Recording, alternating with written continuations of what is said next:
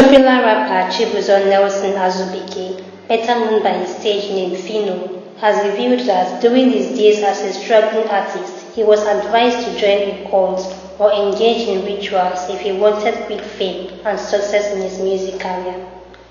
Phyno made this known while advising up-and-coming artists on taking shortcuts to success.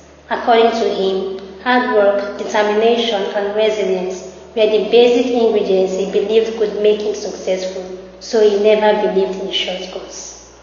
The rapper advised young artists to put their thirst for quick success in check and be wary of signing with just any record label out of desperation without properly reading and considering the terms and conditions of the contract.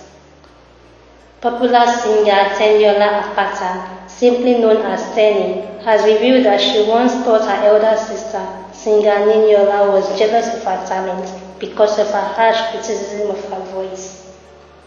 She recounted her childhood experience while speaking in an episode of the Tea with Tay podcast.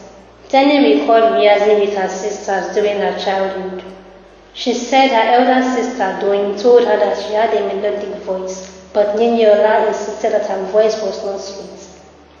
Teni revealed that Nini taught her to sing from her stomach, which helped her eventually. Is the entertainment industry plagued by cultism?